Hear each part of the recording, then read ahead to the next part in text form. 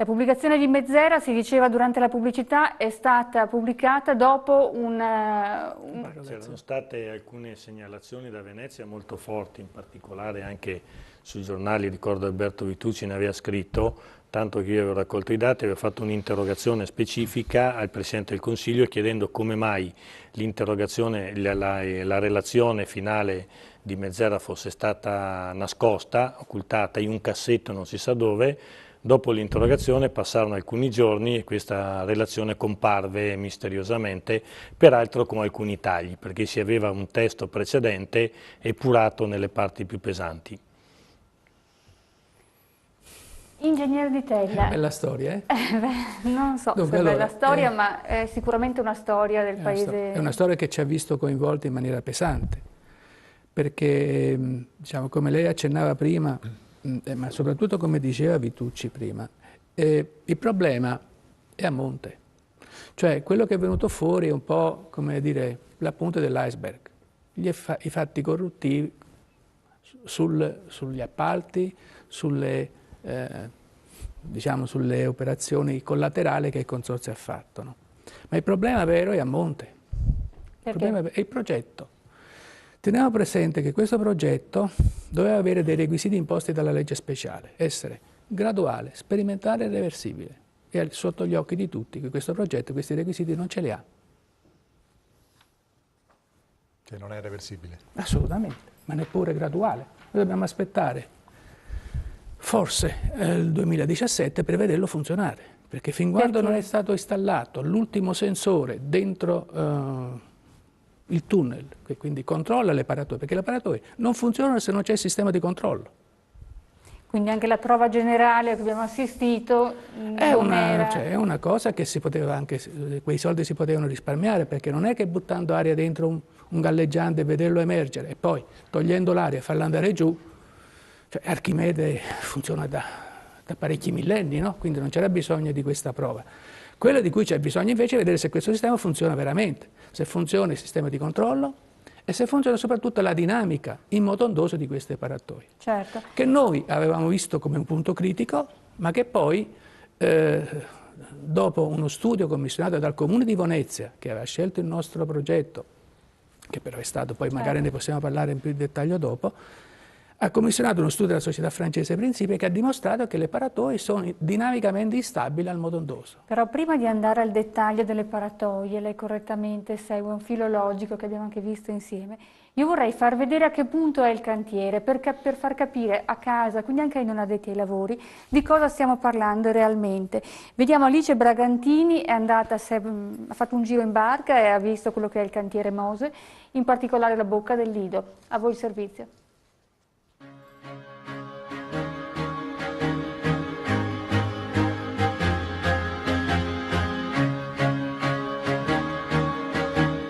Partiamo adesso nel nostro viaggio fra i cantieri del Mose. Ricordiamo che sono 3 le bocche di porto: Malamocco, Lido e Chioggia.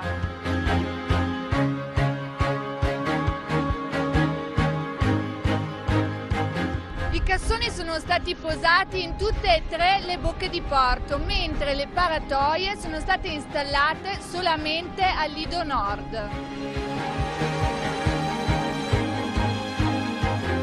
Ci troviamo adesso nella bocca di porto di Lido, nel canale nord, e proprio sotto i nostri piedi ci sono 21 paratoie. Ricordiamo che qui l'opera Mose è già stata ultimata. Come funzionano queste paratoie? Allora, le paratoie quando sono inattive giacciono piene d'acqua all'interno del fondale. Qui siamo a meno 6 metri, quindi sotto i 6 metri ci sono le paratoie che sono alloggiate nei cassoni e appunto giacciono piene d'acqua. Quando è previsto un evento di acqua alta, le paratoie vengono riempite d'aria compressa, in questa maniera l'acqua viene espulsa dalle paratoie e queste si sollevano per spinta di galleggiamento. Si sollevano intorno ai 42-45 gradi per mantenere un livello di sicurezza in laguna intorno al 1,10 m e possono invece mantenere all'esterno il mare fino a un dislivello di 2 metri, ovvero una marea alta 3 metri.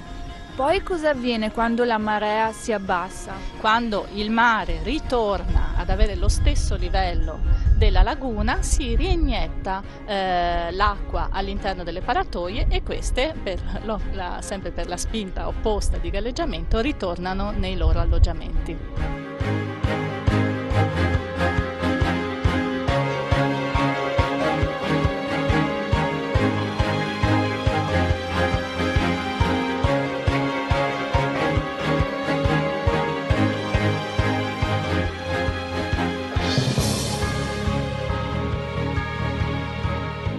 Siamo ora all'interno di un cassone di alloggiamento, proprio adiacente alla galleria principale nella bocca di porto San Nicolò Lido Sud.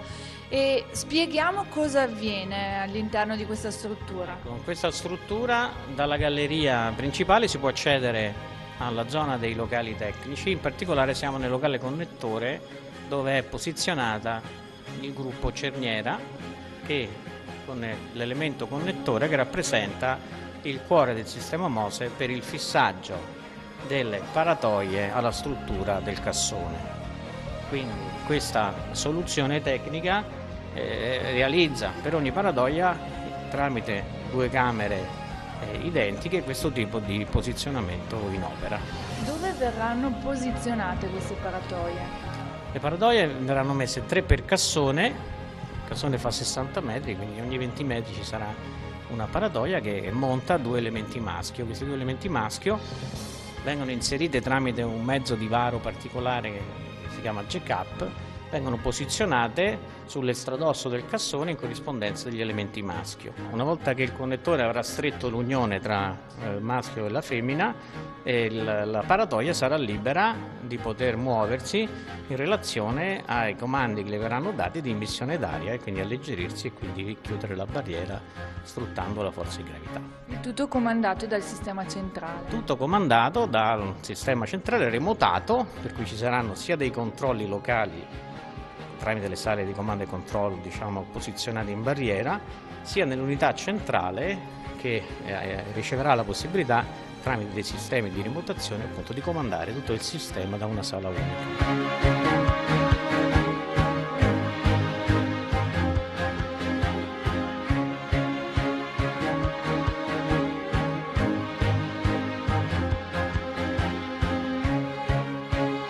Ci troviamo sempre a meno 20 metri e questo è il punto di collegamento tra il cassone e l'acqua della laguna. Esatto, più precisamente abbiamo il cassone di spalla nord che si unisce col primo cassone di soglia NBB06.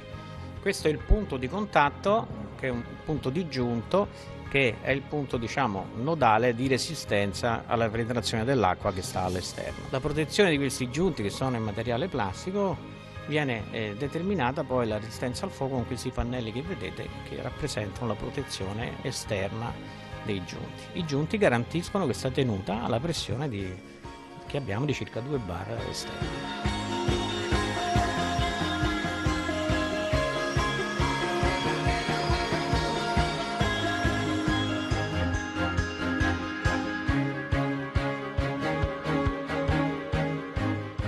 Questo è proprio il caso di dire che siamo riemersi dalle gallerie del Mose. Il nostro viaggio è concluso in quest'opera che è totalmente italiana.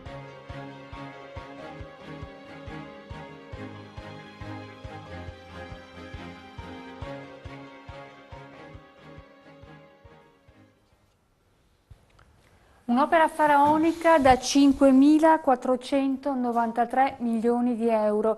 Noi siamo recati anche da Hermes Redi, direttore generale del Consorzio Venezia Nuova, per capire le tempistiche e per capire se realisticamente costerà questo importo, se ci saranno degli ulteriori spese da aggiungere e che cosa comprende poi tutta questa lavorazione. Il servizio.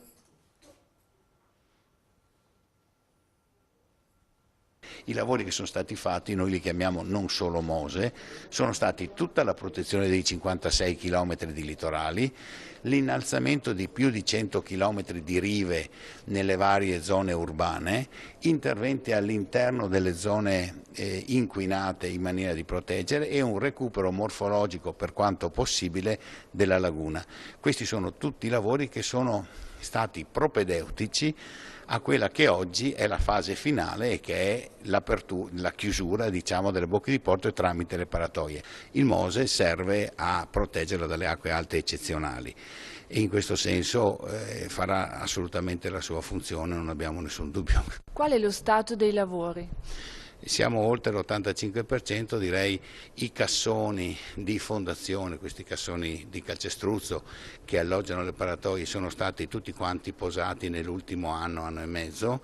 È stata un'operazione difficile, complicata, in cui con un certo orgoglio diciamo che siamo riusciti a posare un cassone ogni 15 giorni, ne abbiamo posati 18 consecutivamente e pertanto tutte le opere di fondazione alle bocche sono finite. Delle 4 schiere, una schiera è anche completata con le paratoie e siamo in fase di costruzione delle paratoie di Chioggia e di Malamocco che cominceremo a posizionare da fine anno. Siete concentrati sull'obiettivo 2017, quell'obiettivo rimane tale? Sì, per noi rimane tale, ripeto, sempre compatibilmente con l'arrivo dei finanziamenti e con la possibilità di avere a disposizione i soldi per poter andare avanti col lavoro. Tutte quelle che sono le opere provvisionali che sono state fatte per realizzare l'opera sono naturalmente comprese nell'ambito di quei finanziamenti. Quindi comprenderà anche la bonifica dell'area? Certamente. I 5493, che sono la cifra che è già contrattualizzata con il Ministero, rimarrà quella, anzi con l'arrivo dei commissari si stanno facendo una serie di ragionamenti per vedere nel caso di fare anche dei risparmi, pertanto certamente sarà quello se non meno. Si è parlato anche di recupero morfologico della laguna. Ingegner Dal Paus, lei è un esperto in questo senso, peraltro un esperto di quella che è l'idrovia Padova-Venezia, un progetto quasi antico ormai che stenta a realizzarsi e che trova poi degli ostacoli proprio perché sembra turbare gli equilibri della laguna. In questo senso cosa ne pensa lei di un progetto faraonico come il MOSE, che vediamo i cui importi sono stati utilizzati per riequilibrare la fauna, la flora locale, ma che sicuramente avrà anche un impatto poi sul territorio? Io penso che non si è mai parlato chiaramente intorno al problema Venezia, perché giustamente in un suo messaggio la contessa d'Amosto ha detto Venezia è laguna e laguna è Venezia. Invece noi abbiamo sempre parlato intorno a questa questione pensando che l'unico problema da affrontare fosse quello della difesa dalle acque alte. Ed è indubbiamente uno dei problemi da affrontare, ma così da ingegnere direi che non è né il più complesso né il più difficile da risolvere. Perché? Perché si tratta di una struttura ingegneristica che, a meno che uno non voglia cacciarsi nei guai, è direi ragionevolmente progettabile con una certezza sul funzionamento dell'opera, che poi per un ingegnere dovrebbe essere un obiettivo imprescindibile. Io devo essere sicuro di garantire che l'opera, una volta terminata, funzionerà come previsto. Detto questo, il vero problema della laguna di Venezia invece è la devastazione morfologica che, anche grazie all'opera dell'uomo, questa laguna da un centinaio di anni a questa parte sta subendo. L'uomo fa di tutto tranne che amare questo ambiente che è unico, che dovrebbe essere difeso intelligentemente e del quale invece si parla come giustificazione per fare cose che non sempre vanno nella direzione di difenderla. Questo potrebbe essere il caso? No, il MOSE secondo me è neutro rispetto a queste questioni morfologiche, è che i problemi morfologici della laguna non si affrontano, non si vogliono affrontare e questo capita perché probabilmente non c'è quel tornaconto economico che invece sicuramente c'è dietro una grande opera come è il MOSE. Io penso che invece in quella direzione ci si dovrebbe muovere con decisione, che questo è il vero problema da affrontare e in questa direzione vanno molte iniziative che però sono state anche osteggiate, perché lei ha parlato prima dell'idrovia, io mi sono occupato di idrovia non perché sia un esperto di trasporti su via d'acqua, ma perché occupandomi dei problemi morfologici della laguna ho intravisto nella possibilità di reintrodurre acque dolci e sedimenti dentro la laguna di Venezia un possibile intervento di mitigazione di questa devastante condizione di erosione in cui purtroppo la laguna sta da molti anni. L'assurdo e l'incredibile è che molti parlano della laguna di Venezia come se fossimo ancora al tempo del Sabbadino, 1550. Siamo lì a discutere se bisogna distogliere i fiumi dalla laguna oppure no. Allora aveva un significato, solo che il provvedimento preso dal Sabbadino alla prova dei fatti si è dimostrato troppo drastico. Poi l'uomo ci ha messo ancora del suo, perché ha armato con moli le bocche di porto, ha costruito il famigerato canale navigabile Malamocco-Marghera, e non gli è bastato questo, adesso si discute per farne un altro. Questa è la realtà dal punto di vista delle questioni morfologiche.